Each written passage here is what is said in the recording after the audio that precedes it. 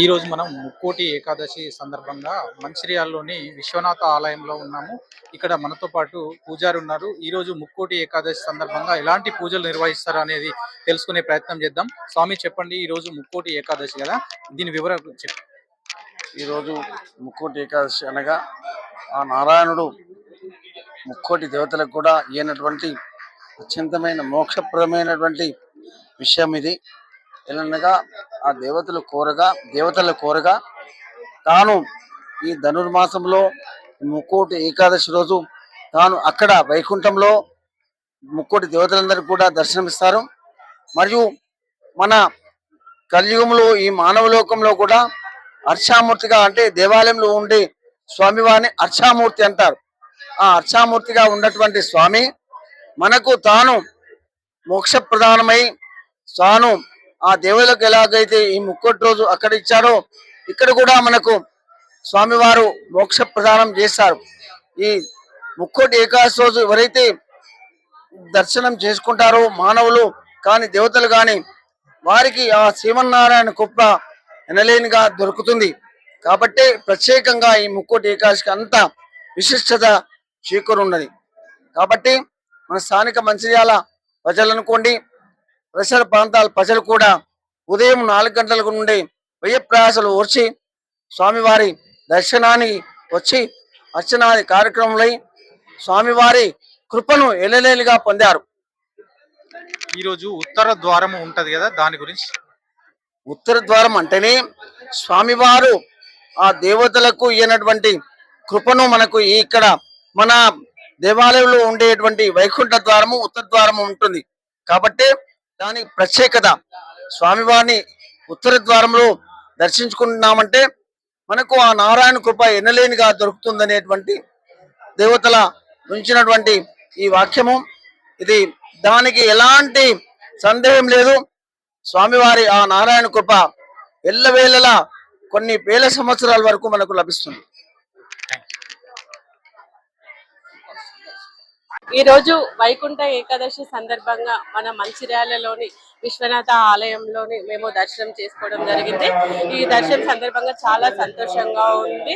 ప్రజలందరూ కూడా సుఖ సంతోషాలతో ఉండాలని ఆ దేవుడిని కూడా ప్రార్థిస్తున్నాము. అలాగే మా దొనబండ గ్రామ ప్రజలందరూ, విద్యార్థులు, రైతులందరూ కూడా చక్కగా పాడి పంట తీసుకొని సుఖ సంతోషాలతో ఉండాలని కూడా ఆ దేవుడిని మనస్ఫూర్తిగా ప్రార్థిస్తాము. ఈరోజు ధనుర్మాస ఉత్సవాలలో ప్రారంభంగా మన వైకుంఠ ఏకాదశి సందర్భంగా మన మంచిర్యాలలోని శ్రీ విశ్వనాథ స్వామి ఆలయంలో భక్తుల రద్దీ అధికంగా ఉన్నది. మేము కూడా దొనబండ గ్రామం నుంచి మంచిర్యాలకు వచ్చి విశ్వనాథ స్వామిని దర్శనం చేసుకోవడం మాకు చాలా సంతోషంగా ఉంది.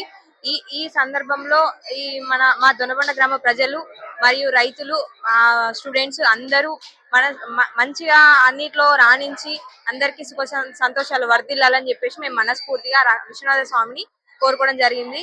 అలాగే మా కుటుంబ సభ్యులు మేము అందరం సంతోషంగా గడపాలని చెప్పేసి మన విశ్వనాథ స్వామిని ఈ రోజు వచ్చే వైకుంఠ ఏకాదశి రోజున ఉత్తర ద్వార దర్శనం చేసుకొని మేము స్వామి వారిని దర్శనం చేసుకోవడం జరిగింది.